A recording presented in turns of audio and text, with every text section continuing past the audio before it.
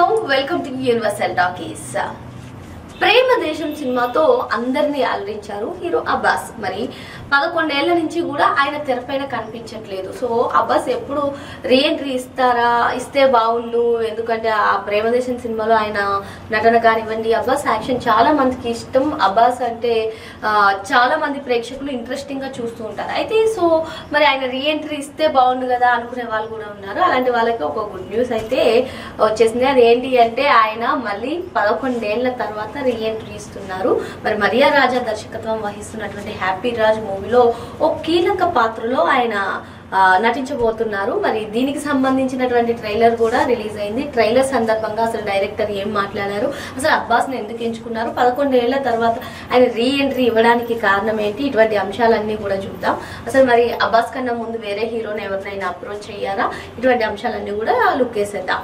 ప్రేమ దేశంతో మనకి అందరికీ తెలిసిందే, అప్పట్లో సెన్సేషనల్ అయ్యారు అబ్బాస్. ఆ తర్వాత రీఎంట్రీ కోసం అభిమానులు ఆసక్తిగా ఎదురు చూస్తున్నారు.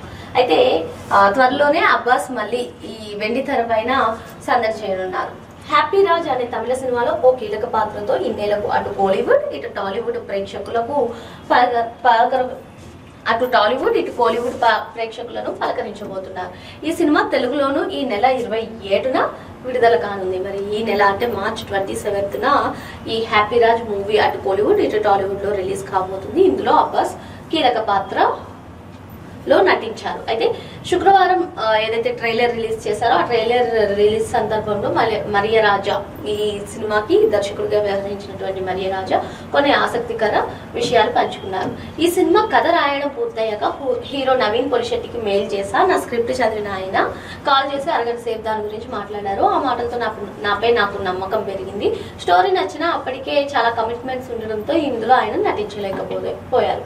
ఆ తర్వాత జీవి ప్రకాష్ కు చెప్పా, ఆయన అంగీకరించారు. ప్రదీప్ రంగనాథన్ లవ్ టుడే సినిమాకి అసిస్టెంట్ డైరెక్టర్ గా వర్క్ చేశా. హ్యాపీ రాజ్ కూడా అలాగే ఆద్యంతం అలరిస్తుందని చెప్పి ఆయన పేర్కొన్నారు. మరి ఫస్ట్ ఈ మూవీకి సంబంధించినటువంటి స్క్రిప్ట్ ని నవీన్ పొలిశెట్టికి మెయిల్ చేస్తే మూవీ స్క్రిప్ట్ అంటే స్టోరీ నచ్చినప్పటికీ ప్రెసెంట్ ఆయనకి డేట్స్ లేక అంటే ఆయన కమిట్మెంట్స్ తో ఉండడంతో ఈ మూవీలో ఆయన చేయలేకపోయారు. బట్ స్టోరీ అయితే బాగా నచ్చింది. ఇది మంచి కథ ఉంటే రీఎంట్రీ ఇచ్చేందుకు అబ్బాస్ చాలా కాలంగా వేచి చూశారు. ఈ క్రమంలో ఎన్నో స్టోరీలు విన్నా ఆయనకు నచ్చలేదని తెలిసింది.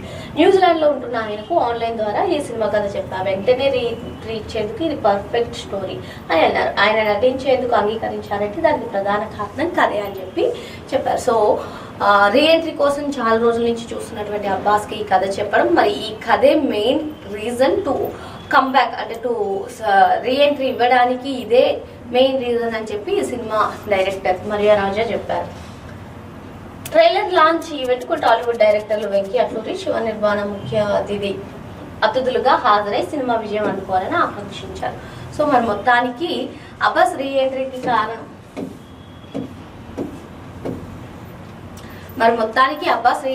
కారణం ఈ సినిమా యొక్క కంటెంట్ అంటే కథ అని చెప్పి మరియా రాజా గారు చెప్తున్నారు. ఏదేమైనప్పటికీ 11 ఏళ్ల తర్వాత రీఎంట్రీ ఇస్తున్నటువంటి ఈ సినిమా మంచి విజయం సాధించాలని మన ఛానల్ తరఫున కోరుకుందాం.